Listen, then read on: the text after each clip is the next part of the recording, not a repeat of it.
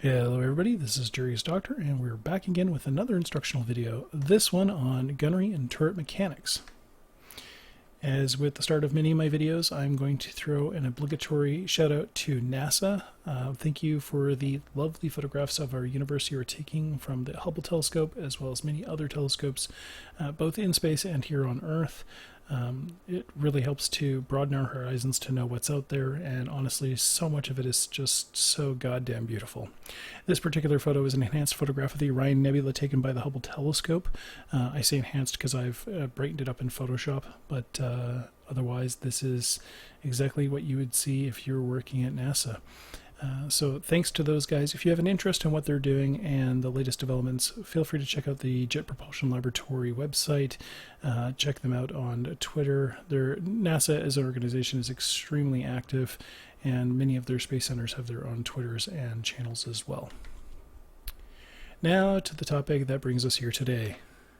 Guns. Yes, guns. But don't get excited, because there will be math. So, gunnery and things that go boom. This topic is one of the hardest in EVE to communicate well. With many of my videos, I really try to take the approach of making it so that you can listen to this as an audio track and not have to be looking at the screen, and hopefully get most of what I'm trying to tell you. But as always, I really do try to put a little effort into my slide decks and make sure that you have the material there in front of you to follow.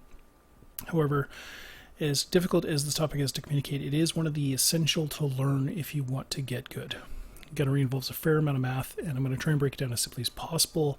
I suggest you bookmark this video. You may have to watch it more than once. And I can tell you that while you're out in space, there will be certain ships you're going to want to shoot more than others.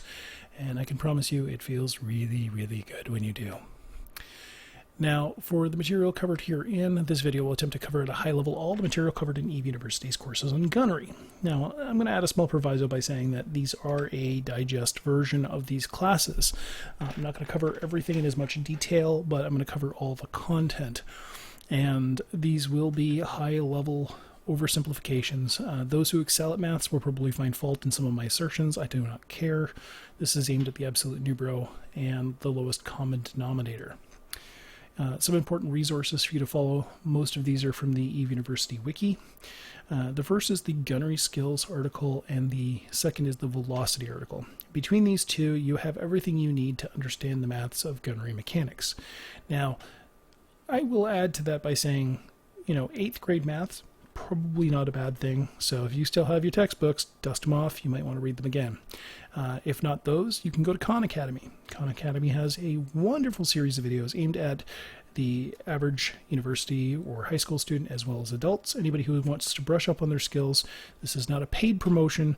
I am telling you that it is an excellent service. It's free, and you should access it on YouTube or on their website.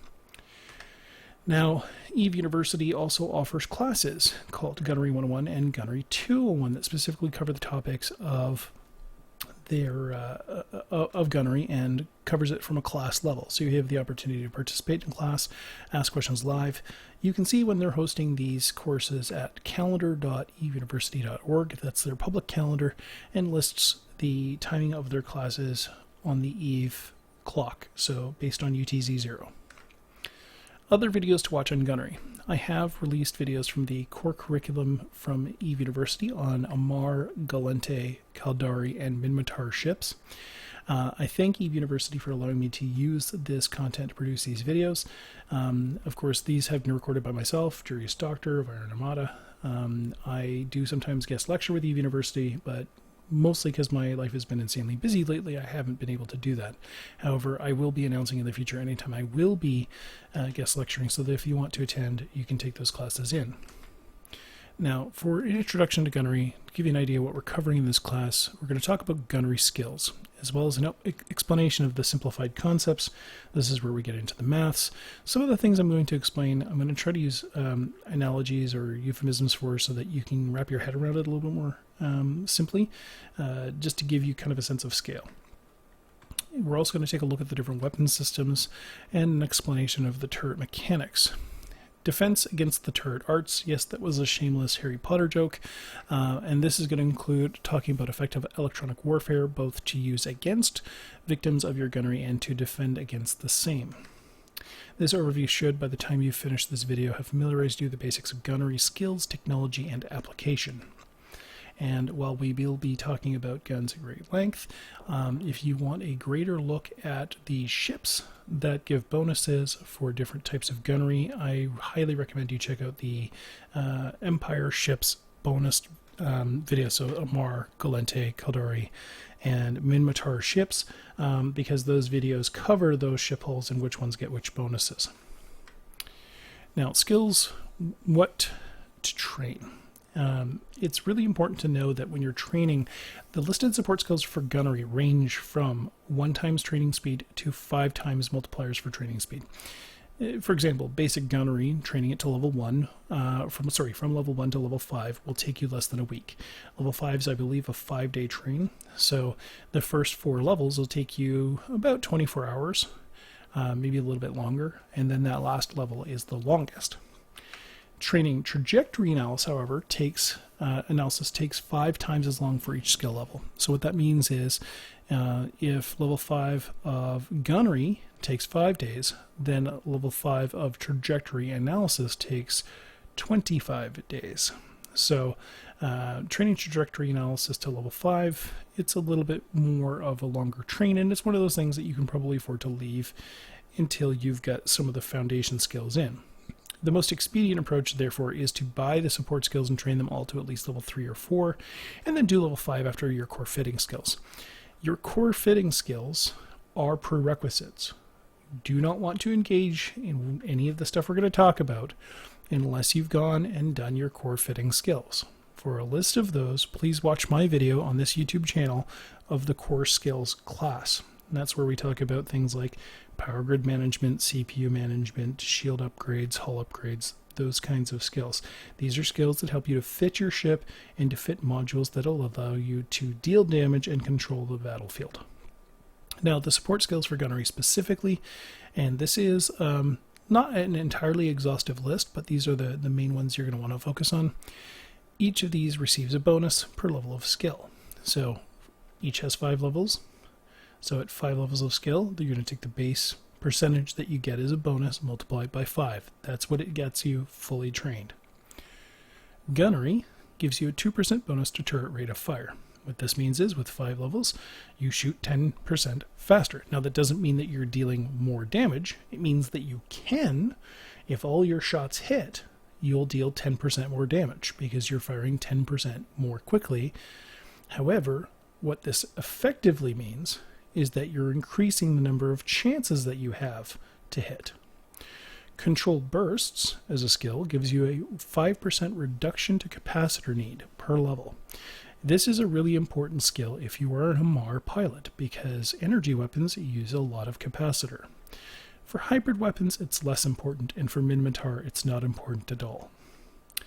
Motion prediction gives you a plus 5% bonus to tracking speed. This is important for all guns. I will explain why. Rapid firing gives you a plus 4 bonus to turret rate of fire. This stacks with the bonus from gunnery. So with 5 levels of gunnery and 5 levels of rapid firing, you have a 30% increase to rate of fire, which means you have 30% more chances to land shots on the guy you're shooting at. Guy or lady, I should say. For sharpshooter, that skill gives you a plus 5 bonus to turret optimal range. We'll talk about optimal and fall-off ranges in a few moments, but just know that this 25% bonus you get from level 5, 5% per level, will increase your ability to deal your maximum amount of damage in close range. Now, surgical strike as a skill is one that you're going to want to have with rapid firing and gunnery. See, rapid firing and gunnery increase how often you shoot. Surgical strike increases how hard you shoot. So it adds a 3% bonus per level, up to a maximum of 15%, bonus to your damage from your turrets. Essentially, the meta explanation is that you're finding the kinks in the armor of the other ships because you know where to shoot. Trajectory analysis is a plus 5% bonus for turret fall off. And that 25% bonus that you get from level 5 means that your shots go a little bit farther with a little bit more accuracy, and you're really dealing an increased amount of damage in an area where you normally wouldn't. where your chances to hit would be much lower than they are. Now, not a core gunnery skill per se, but one that is important anytime you're using long-range weapons is long-range targeting. Long-range targeting increases your base targeting range by 5% per level to a maximum of 25%. So if you're shooting beam weapons or rails or artillery, this is a skill you're going to want to train up, which is to say, train this damn skill. Concepts you need to know. We're going to cover this glossary pretty quickly. This is, again, a very, very oversimplified glossary, but it's very high level. Signature radius. This is how big your ship looks to your weapon targeting systems and other people's. Radial velocity, and this one is deprioritized because while it's important as a concept and it's important to know, it takes longer to get your head around this one. What this means is how fast a target is moving away from or towards you. And how this is important is understanding whether or not a person is going to be able to overtake you. It's also important to know for things like orbit. So if you imagine drawing a circle on a piece of paper, and you put a dot in the middle of the circle, and you draw a line from the dot at the middle to the edge of the circle, what you get is the radius of the circle, 1/2 of the circle's diameter. Basic math. So that radii, if you imagine that the dot at the center of the circle is the ship you're targeting and going to orbit, and you and your orbit path are the circle, then the distance between you and the ship you're targeting, that's your radial distance. Your radial velocity is how fast that distance shrinks or grows over time. So if you're orbiting somebody at 2,500 meters and you stay consistently at 2,500 meters, then your radial velocity does not change. Or it might go up a meter or down a meter, a meter per second, but it's not going to increase significantly or decrease significantly unless you're orbiting somebody in an elliptical orbit, which is what happens when two ships orbit each other at different speeds. Now, your radial velocity will increase when you shrink your orbit distance. So if you decide to drop your orbit distance from 2,500 meters to 500 meters, your radial velocity increases. It also goes up when you orbit out the other direction, but it only increases or decreases for as long as you're moving towards or away from a thing.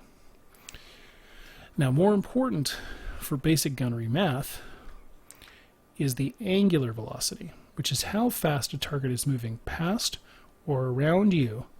This also means how fast you are moving past or orbiting around another object. In space, it's the same thing. Your angular velocity as you orbit around another ship, if that ship is stationary, you and it have the same angular velocity to one another. It's a null value. Transversal is acceleration along a perpendicular. So this is a little bit harder to get your head around, but I'm going to explain it like this.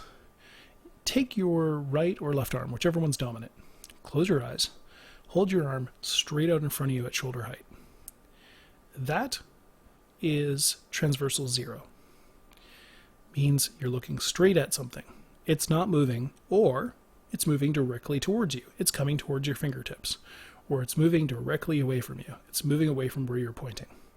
But your arm doesn't have to change angle, doesn't have to change height, doesn't have to change level. It's pointing at the thing it needs to hit. That is transversal 0.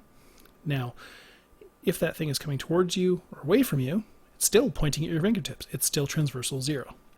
But the moment that thing climbs, it goes up and you have to raise your arm to keep your fingers pointing at it, that's an increase in transversal.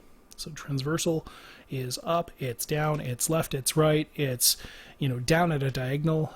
Anytime that ship deviates from a course directly towards or away from you or sitting still, it has a transversal velocity.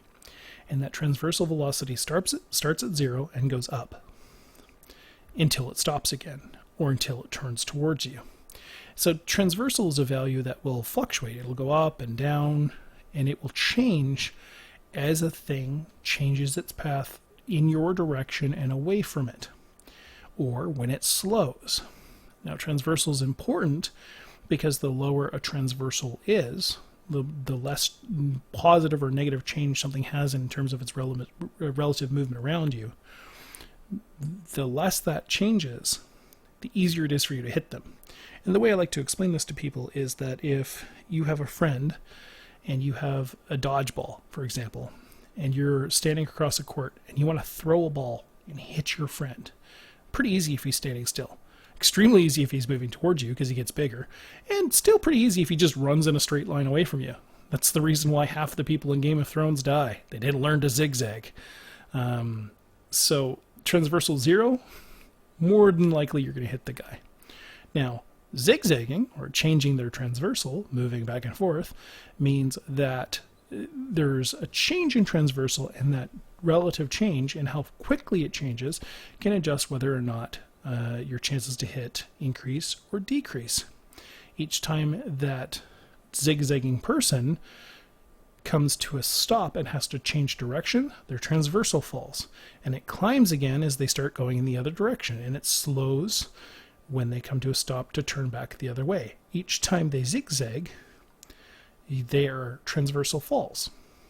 So each time they come to a stop, 0 transversal.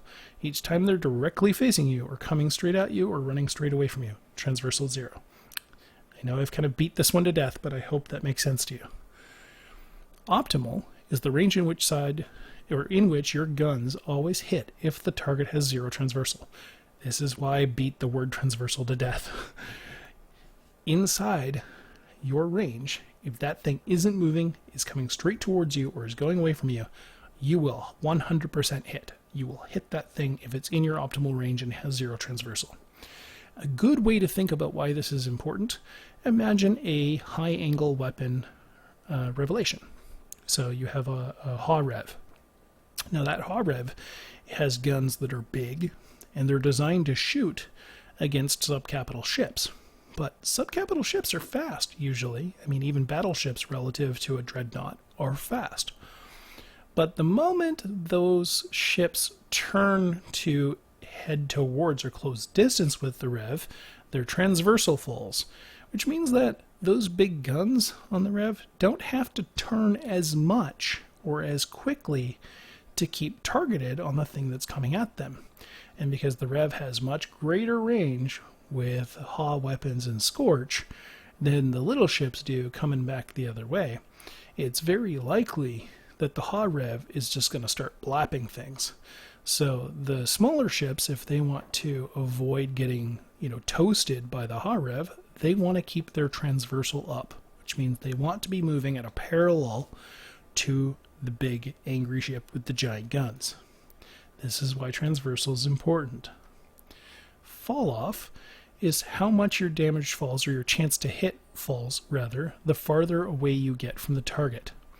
So if that target is running away from you, once they get past the optimal range, the damage chance or the hit chance falls off from 100% to 50% in the first fall off range. After the first fall off range, it falls again at that same interval. So if it's 15 kilometers, then out to your optimal, you deal 100%, you have 100% chance to hit. After that, it falls to 50% chance. And after another fall off, it falls to 6.25%. And then it falls off again after another fall off to 0.2%, which is basically a fart in a thunderstorm. You have a very, very, very tiny chance of even being able to hit that guy. It's mostly unnoticed. Now, chance to hit, since we keep talking about this, is the math behind whether or not you shoot the other guy successfully. So optimal and fall off with angular velocity and transversal, each of these play a significant portion in the maths that explain whether or not you hit. Target velocity is how fast the thing is actually moving. It's absolute velocity. It doesn't matter whether it's facing you, 0 transversal, or running away, still 0, or moving at an angle, transversal is higher, but it also has an angular velocity, or whether or not it's in your fall off or optimal. It has an absolute speed that its ship is moving. So if your enemy is flying a Dramiel and he's doing 2,500 meters a second, That's his target velocity. That velocity doesn't change unless he slows down or speeds up or changes direction. Target velocity, however, only comes in for gunnery insofar as dictating range and affecting angular and transversal. So with respect to your relative position in space. Is he within range? Is he moving past you or at you or away from you? And if he is moving inside your range, how quickly and how much does that change the angle of attack between you and him? Tracking is how fast your guns turn to face a target. So remember the example where I said close your eyes, stick your arm out, and then, follow your friend up or down or left or right? How fast your arm moves to keep up with the target you're facing, that turning speed, that's tracking. That's how fast the guns turn to point in the direction they need to face to shoot. If your tracking is higher than the change of that angle or the angular velocity, then you shoot. Bullets land, laser beams hit, hybrid weapons fire, they belch the antimatter rounds and the antimatter rounds land. Regardless, if your tracking is higher than the angular velocity of the thing you're trying to track, your guns will hit. If they're in range and blah, blah, blah. The effective range is how far a target can get before you stop dealing damage to it, and that is typically optimal plus fall off. So if you consider that your base chance to hit something is going to be 50%, like you're only counting on the possibility that this person's in fall off, and you do the math from there, you're starting at even ground. You're starting at a coin toss. You're starting at a 50-50 chance. From there, tracking, angular velocity, transversal, signature radius, all of these things play into what changes that 50-50 chance up or down. And for your consumption, there's this lovely animated GIF from Eve University displaying signature radius, optimal fall-offs, and the other fall-offs once you get past your initial effective range. Moving on, targeting and signature. And again, I'm going to explain these really, really simply. Imagine your target is a ping pong ball. We'll use this as a stand-in for frigates. Let's say that you are a volleyball or a soccer ball. They're about the same size. Or we'll use the example of a cruiser. So you're in a cruiser, your enemy or your target is in a frigate. Relatively speaking, he's a ping pong ball and you're a volleyball. The distance between you is range. That may not be your range or weapon range, but it is the range. It is the distance between you. Now, signature size is how big he and you appear, or she and you. So your relative size is not constrained by the physical dimensions of your ship. Your ship might be 135 or 160 meters long, like in a Shimu or, a MOA.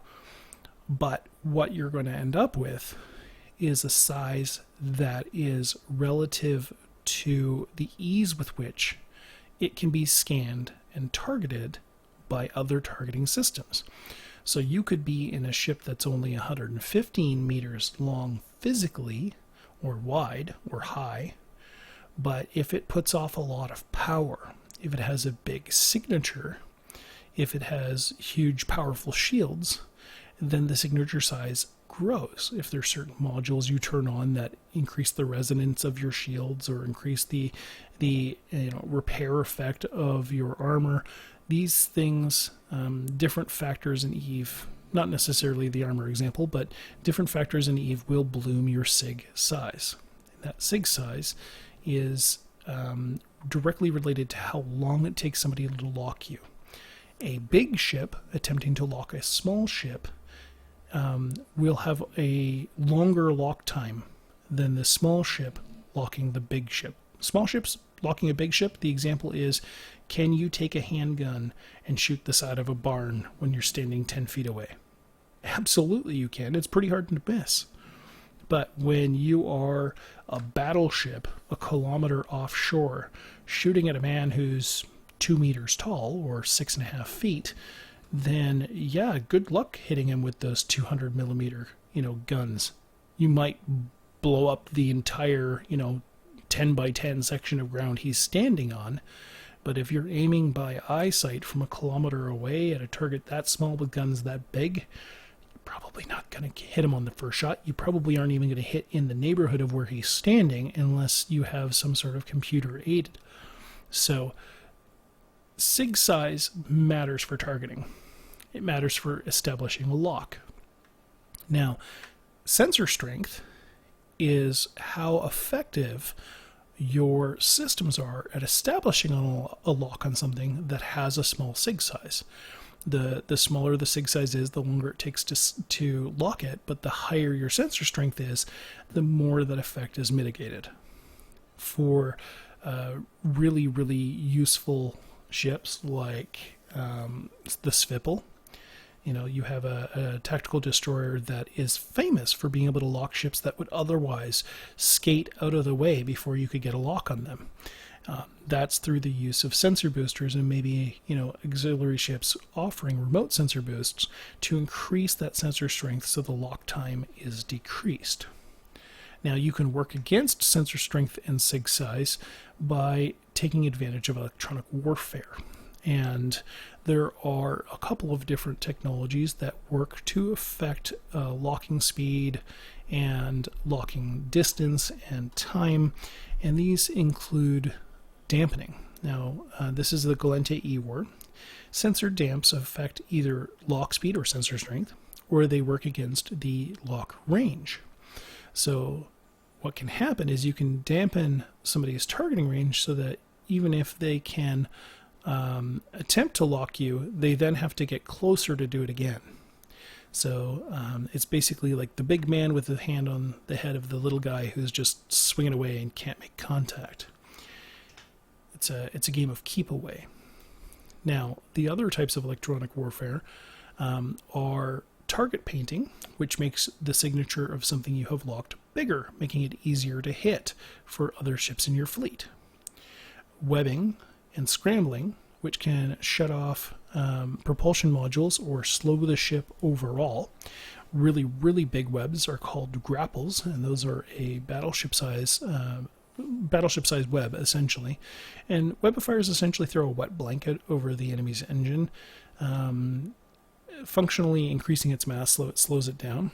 And Stasis Webifire 2s offer a 60% reduction in gross speed of the enemy ship, whereas the grapples, the battleship size Tech 2 weapon or Tech 2 propulsion modules, propulsion scrambling modules, will offer an 80 to 85% reduction in speed of the other ship. The problem with webs is that they're extremely short range. Scrams are also fairly short range, but they have the advantage that they can prevent the other ship from getting away, not just warping away, but using other modules to get away, such as jump drives. Now, in addition to these, you can work directly against the capacitor of the enemy ship by robbing it of energy and preventing it from using modules that might allow it to fight back or get away.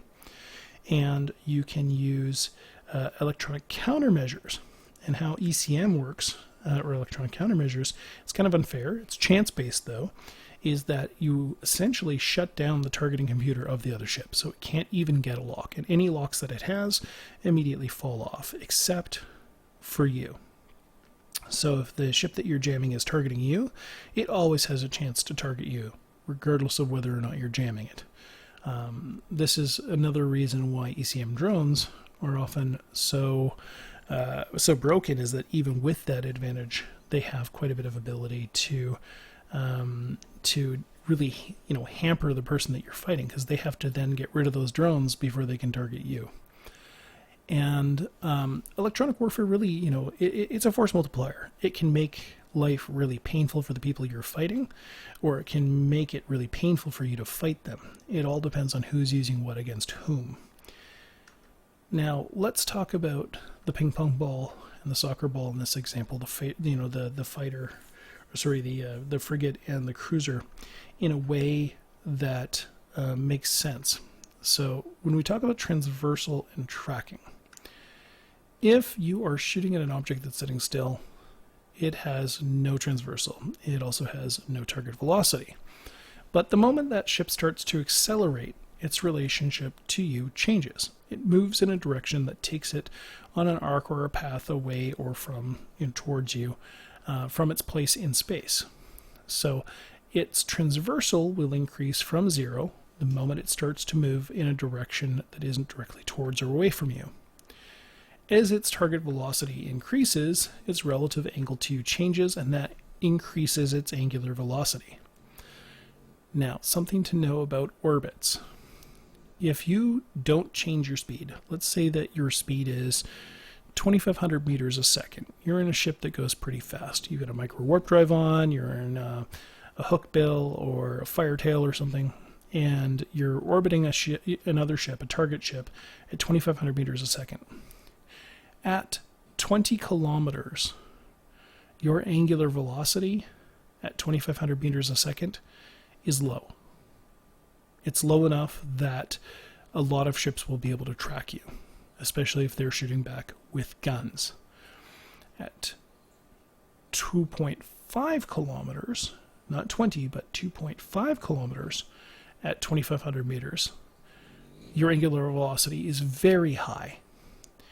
And the reason for this is at 20 kilometers at 2,500 meters a second, it's going to take you somewhere in the range of about 1.5 to 2 minutes to orbit a ship once, provided it's sitting still. I'm doing the math wrong. Sorry. 45 seconds to a minute and 15 to orbit a ship at 20 kilometers. That's rough numbers.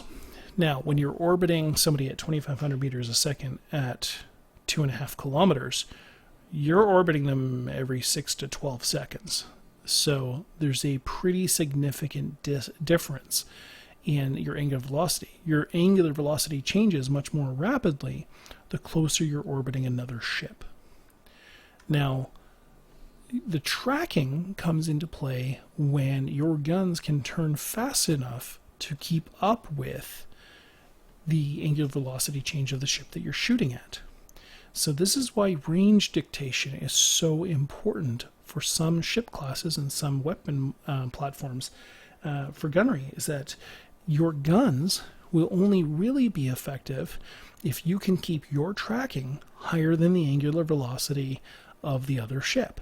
So if you've got a ship that's trying to orbit you quickly and close, essentially get in under your guns, that's what that means, is to get in close enough that your guns can't track it very quickly anymore.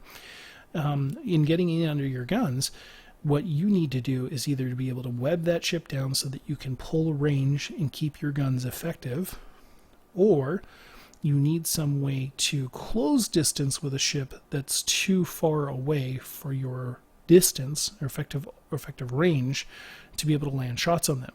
So range dictation is both an offensive thing and a defensive thing.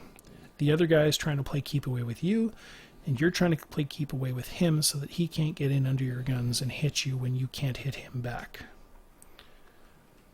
Now, a transversal of 0 coming straight towards you or going straight away from you is dangerous for the other guy and dangerous for you, because if your transversal is 0, so is his.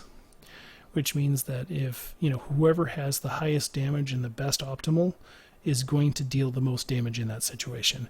And at that point, you're essentially just trading blows. Now, as a target, a low relative transversal means you're more vulnerable to attack. And by relative transversal, it's easiest to explain this if you think of a triangle. And I'll explain. So let's say you're a cruiser, you're about the size of a volleyball, and you have a frigate orbiting you, about the size of a ping pong ball. And let's say he does get in under your guns, and he's orbiting you too quickly for you to shoot him. He's not really dealing enough damage to hurt you really quickly, especially if you have any kind of reps or repair systems on board. So, the frigate's going to deal some damage to you, but big deal, you can soak it or you can repair it as fast as he's dealing it. One lonely frigate versus one well-fit cruiser, the fight's pretty well even. The shots that the cruiser manages to land are going to hurt, but the frigate can speed tank and skate past them. Now, let's say in the process of you guys trading blows and really just kind of, picking straws to decide who hits first, you have at distance, maybe the end of a football field, 3 little tennis balls come in. Let's say strategic destroyers, a couple of jackdaws come in at the end of range. No, let's not say jackdaws. Let's say maybe just some cormorants. So some cormorants come in at the end of field. They have rail weapons, and they have you guys locked. These are longbows. And these 3 ships, because they're at a great distance, their path to the cruiser is pretty much transversal 0. As long as the ship's in range, they're going to land hits. As long as they're not moving too fast and the other object isn't moving too fast, those shots will land. But what about the frigate? What about the little ping pong ball that's orbiting the volleyball really, really quickly? Can the tennis balls hit the ping pong ball? Well, yes, because with enough distance between them, the relative transversal, which means how far at a perpendicular a small object can move, its relative angular velocity is very low. That low transversal means that those cormorants, those longbow cormorants, sitting at the edge of that soccer field shooting at you, orbiting a ship really, really closely, really quick, your transversal is going, from 0 to 1, down to 0 to 1, to 0 to 1. Each time you pass the outside of that orbit path, you're essentially coming to a dead stop. Your transversal for, one tick or one, server recognition stops at 0 both times you come to the apex of that orbit, left and right of the target. Just like when you zigzag back and forth. Each time you stop zigging to zag, your transversal falls to 0 if only for a moment. So, a 500 meter orbit of an object at a distance of 200 kilometers, well, that's very, very little angle change for the guys who are shooting at you. And another way to visualize this is imagine if you have a slice of pizza. Just a single slice of pizza. Most people like pizza. And your crust on the left-hand side is 8 inches wide. Somebody's given you practically a quarter of the pizza. Or maybe they've given you literally like a third of a personal pan pizza. They've given you a really thick, broad, wide slice with a lot of crust. Well, that's going to be pretty hard to imagine eating in one bite. It looks like too much to swallow. It's too big an angle. But imagine that pizza was flexible, stretchy, maybe like rubber. And you could grab the point of the pizza and you could drag it. And the whole thing would stretch. Now imagine you just drag it so that it's as wide as your outstretched hands, straight in front of you, shoulder width. Well, now that's a fairly skinny slice of pizza, right? It doesn't look so, demanding to get through it. It's, that angle relatively of the crust, that distance seems quite a bit smaller. Now imagine you keep dragging that point of the pizza all the way across the room. So now you have a very long, very skinny slice of pizza, and that 8 inches of crust, it really doesn't look like much at all. The distance negates the effect of that distance traveled. And the effect is the same for guns. The more that angle at the point of the pizza shrinks, the easier it is for a ship with long-range guns to hit you from range. The only way to break that and to increase your chances of survival is if the two ships orbiting each other really, really closely both decide to break off and fly completely away from each other at the same time at an angle that increases their transversal velocity respective to the guys who are new on the field. So imagine you're standing on one end of a soccer field with a bigger or smaller friend, and you guys are playing tag and just slapping each other back and forth, and somebody comes in at the other end of the football field and they're going to throw a football at you. Well, if you don't want to get hit by that football, and you know that guy's got a cannon of an arm, the easiest way for you both to avoid getting hit is not to stop or lay down or duck and cover. It's for you each to pick a different side, a different end zone, or not end zone, out of bounds, to run to avoid getting hit. So one of you breaks right, one of you breaks left, and you both hope the guy doesn't land his football in your face. As a target, a low relative transversal means you are more vulnerable to attack. Increasing your transversal increases your survivability. Now we're going to talk about the weapon types. Energy turrets first. They have electromagnetic and thermal damage. So the electromagnetic damage, electricity, essentially. They deal high capacitor. They deal a lot of damage for that, but they use a lot of high capacitor. There's a high capacitor consumption, rather. Sorry, it's late. That high capacitor use means that they're a big drain on the ship you fit them to. This is the reason why Amarr almost exclusively use energy weapons, because their ships are designed to have higher capacitor output and higher power grid output, because you need that room to fit energy weapons. In return, though, you benefit from an instantaneous reload and infinite T1 ammo. So all of the basic lenses that are used the crystals that are used to focus the damage of those big energy weapons, be they beam or pulse, they don't degrade for T1 ammo, and changing them is just a matter of popping in a different lens, essentially. T2 ammunition, however, is volatile and degrades during use, and this is true of faction ammo as well. So multi-frequency crystals don't degrade, but Imperial Navy multi-frequency crystals do.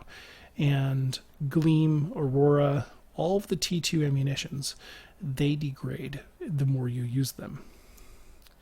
There are two types of weapon platforms in each class, and they are the short-range platforms and the long-range platforms. And they're called different things by each empire based on the technologies that you're using.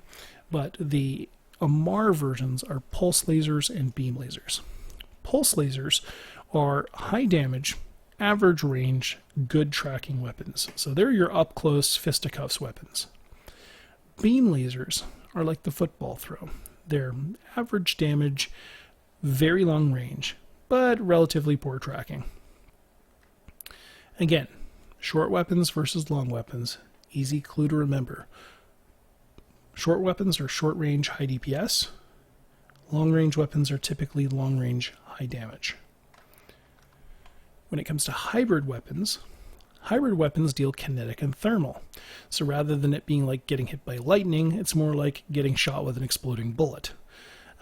They deal kinetic damage and they deal thermal damage. So they hit hard and they burn when they hit. Capacitor use is moderate. They don't use a ton of capacitor, but neither do they not use any at all. However, for that balanced approach, you have a reload time and you have the ability to select different ammunition, but each time you change one of those ammunitions, you have a 5-second reload cycle.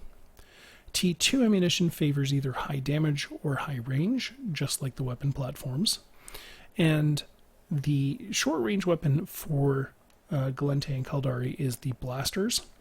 That is very high damage and excellent tracking. In fact, they have the best tracking of any of the weapons systems in the gunnery group. And what they suffer from, however, is a very short range. You have to be really, really close to use them effectively. And that's why something like a blaster face mount cormorant has a very short engagement range. You want to be there with friends, and you want to be close enough that you can land on somebody in orbit inside their guns to basically lay down as much DPS as possible, because blasters deal a decent amount of damage, but you have to be really, really close, and they're designed for in-close fighting, which is why they offer excellent tracking, so that you can overcome that barrier of orbiting very fast, very close. The long-range weapon for Caldari and Gallente, other than missiles and drones, is railguns, and it's high damage. The range is moderate, it's not engaging at super long ranges, but it suffers from poor tracking. But again, it doesn't need massive tracking because if you're engaging at the right distances, the relative angle change of somebody at range is going to be very low. So, it's sized appropriate to its purpose. Again, blasters, short range, high DPS, rails, medium range, high alpha. For projectile turrets, they have a big payoff. You can choose any damage you want to do and pick an ammunition that will do it. Each ammunition has its own damage profile and benefits. However, they also benefit from not requiring any capacitor. They take power grid to fit so that they can do things like track and turn and fire, but firing them uses no capacitor at all, probably because they use gunpowder. Now, reload and ammunition, however, takes the longest of any gunnery platform. It's a 10-second reload, and you have the choice between different ammunitions, but because you may be carrying multiple ammunitions with you, you may have to find yourself switching through several ammunitions in a fight to be able to account for things like changes in range or speed or the type of ship that you're fighting. So that 10-second reload can really hurt. T2 ammunition favors either high damage or high range. Now the Minmatar short-range weapon is autocannon, and the long-range weapon is artillery. Autocannon has the advantage that it has pretty decent damage. It's high damage, but it's very short range. It has good tracking, but predominantly it's hindered a little bit by its short range. Artillery has absolutely terrible tracking. In fact, it's the only gun system that warrants the label terrible next to any one of its attributes. The tracking on artillery is really, really bad. What it benefits from is extremely long range and very high damage, which means that if a bunch of ships with artillery have the ability to target at great range and fire at great range, and the relative transversal and angle change of their target is insignificant or fairly small, then they have the advantage that they're able to negate their own weakness. That terrible tracking ceases to be a problem with sufficient range, and to see how this has been played to great effect, you only need to look at the Macarial. Arty Macarials have been vicious in EVE, and with good reason. This is also a big reason why artillery is fantastic for gate camps, because when somebody comes through a wormhole and they decloak, it takes them a little while to get that transversal up. So for that couple of seconds, while they have to turn to face the direction they want to go, they're essentially sitting ducks. Autocannons are short range, high DPS. Artillery are long range, very high alpha. Now, there is another weapon system that relies on gunnery, and that is drones. Drones use guns. And drones effectively allow you to take your guns and negate the range or distance issue by putting guns remotely on a platform that is at the target. So you fly your drones out to it and your drones do the shooting for you. They're limited only by your drone control range, and they're damage locked, but anybody can use them. And what I mean by damage locked is that each race has its own flavor of damage that it does, and those racial drones will only deal that type of damage. Now, size and type, there are light, medium, heavy, and sentry drones. Sentry drones sit still and shoot things, whereas light, medium, and heavy drones move around. Light drones move faster than heavy drones, however, heavy drones deal more damage.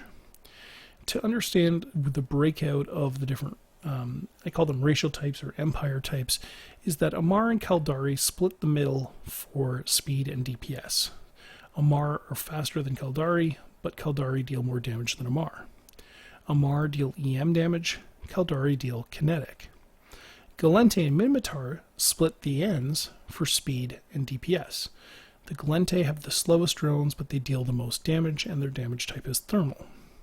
Minmatar have the fastest, but they deal the least damage of any drones, and their damage type is explosive. So if you were to pick an analogy in your head, Amar and Caldari, they're like the rally car drivers who keep trading places for, first and second. The Glente, however, are the, American muscle car. Not the fastest, but man does it have power. The Minmatar, well, it's the dirt bike that's outpacing everybody because it doesn't care where it goes, but it also doesn't have a very huge impact, and it's kind of fighting in the wrong class. It has its own specific purposes. Sentry drones you will have seen in the trailer for Rubicon. The expansion came out in 2013, I believe, and you'll see them deployed by Stratios in that video. This is a screenshot from it. Sentry drones have the advantage that, again, like their different Empire cousins from the light, medium, and heavy drones, they have their own characteristics and their own damage types. But what separates the different Empire's versions of Sentry drones is typically engagement range and tracking speed more than anything. Now, for the maths of hit chance and turret mechanics, this is where we start talking about maths. For those of you who are watching from the United States, I keep saying maths with an S, and I have it in my slides. That's because in international standard, we talk about it in the sense of, and I'm from Canada, we talk about math plural because you never just do a math. There's never just one math. There's always more than one calculation. Ergo, maths. Your hit chance starts at that proverbial coin flip, assuming that you're in fall off and not in optimal. I mean, optimal is great conditions, but let's assume that you've got a 50-50% chance of hitting somebody. So you have a coin toss chance of hitting somebody anytime you shoot your weapon. What increases or decreases your chances of hitting is how much you drive that hit chance up or down. And what affects that is tracking terms and distance terms. So your tracking terms are what is the impact of your target's speed versus your ability to track them. And distance terms covers the measurement of whether or not you can hit them because they fall within your effective weapon range.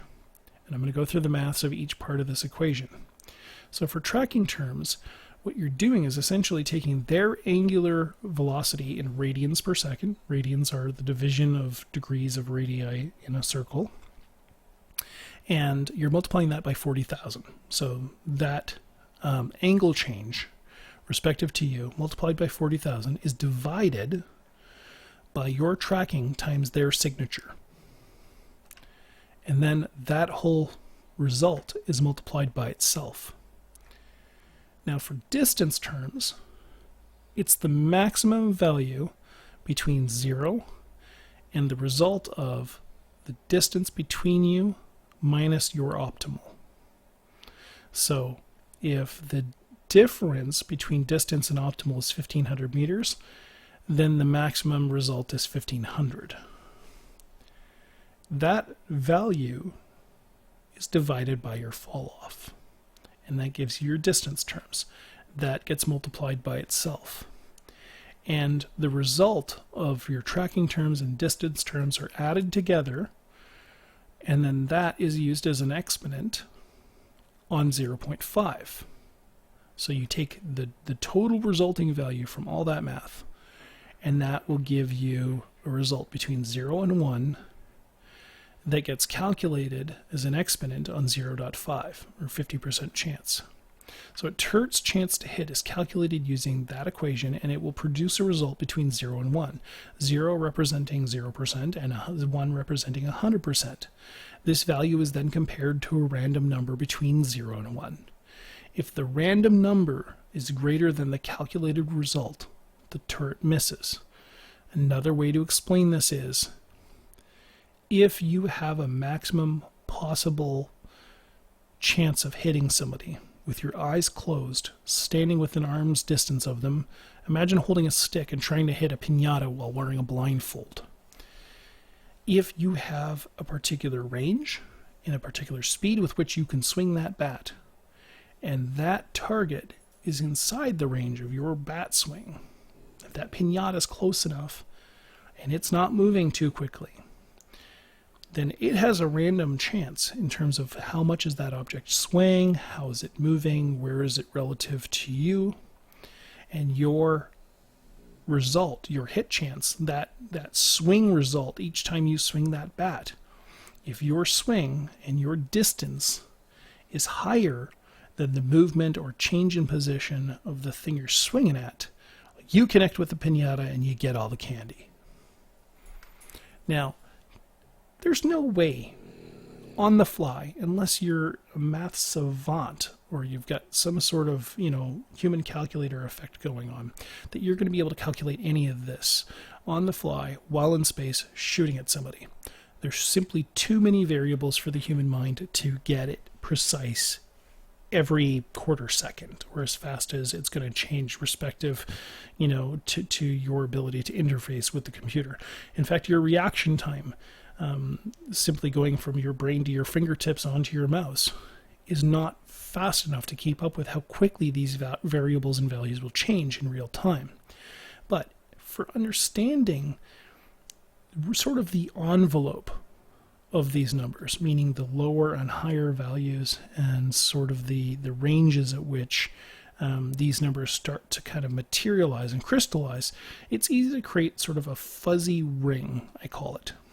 These are the parameters and the boundaries in which, if something falls inside that fuzzy circle, you're probably dealing damage to it. And outside of that fuzzy circle, you're probably not. And that's a much easier concept for your brain to understand. So once you understand the performance and the behavior of ships and different weapons platforms, you start to build a mental picture and start being able to, very nearly guesstimate whether or not you're going to hit any given scenario. However, to help you build that sort of awareness, I've included a link to a turret calculator that was built by somebody else using a JSON calculator online. I've created a link to it here, https://tinyurl.com/eveturretcalc. If you use this turret calculator, you can start to build those pictures in your head and what that looks like. You can also use tools like Python, the Python fitting assistant, to build these graphs for you. But using that EVE Online turret calculator, if you look at this example scenario, I'm going to paint a picture for you. Imagine I'm piloting an apocalypse. I have Mega Pulse Laser 2s. I have one tracking computer 2 with a tracking speed script. I have one tracking enhancer 2 and 3 heat sinks for damage. Now my base tracking speed is 3.38. But because apocalypses get a roll bonus for tracking speed of 37.5% at level 5, that increases my base tracking speed to 5.8 from 3.38. When I turn on my tracking computer and have my script loaded, that increases my tracking speed from 5.8 to 7.54. And the tracking enhancer that's backing up my tracking computer on my guns raises that from 7.54 to 8.16. So with my modules on and passive modules fitted, tracking speed base, the thing I start from, is 8.16. Now, different ammunitions may affect tracking speed. So once you fit a laser turret, once you get that laser crystal in there, any tier 1 crystal will not affect tracking speed. But conflagration and scorch, T2 crystals, do. Conflag essentially negates the effect of my tracking computer and my tracking enhancer. So I drop from 8.16 down to 5.71, which is slightly worse than my basic roll bonus from the ship itself. Scorch drops my tracking speed from 8.16 down to 6.12, which is slightly better than my basic roll bonus. Optimal and fall off are affected by the type of ammunition you fit. And there are several T1 ammunitions that have different engagement envelopes. So the optimal range will grow or shrink depending on the type of ammunition you fit. And for example, I've listed multi-frequency here. So basic multi-frequency gives you 23.8 kilometers optimal, and standard gives you 47.6, twice as much. So standard will fire twice as far as multi-frequency, but they have the same fall-off range, which is once you get outside of optimal, the fall-off range for these guns is 15 kilometers. So the first fall-off is 15 kilometers. The second fall-off, in which you're only dealing 6.25% damage, or hit rate, is 15 kilometers. And then that last fall-off, 0.2% hit chance, is 15 kilometers. So you'll notice that multi-frequency, standard, conflag, scorch, they all have the same fall-off. Doesn't change. Conflag, however, has the same optimal range as multi-frequency. Scorch, on the other hand, is 1.5 times as far as standard. So the engagement optimal range of Scorch is 66.7 kilometers, and fall-off's an extra 15. So by the time you're said and done, Scorch will let you hit targets at as far away as 80 to 84 kilometers with Mega Pulse Laser 2s. Now what about the target I'm shooting at? Well, let's say I take a Caldari cruiser like a MOA. The MOA's base speed's 190 meters a second, and it's moving at 263 meters a second with its afterburner turned on. To give you an idea in real-world terms, that's 942 kilometers per hour, or roughly equivalent to the speed of a 747 flying at 30,000 feet. Now, let's say that that ship is orbiting my Apocalypse at 2,500 meters. At this point, he is under my guns.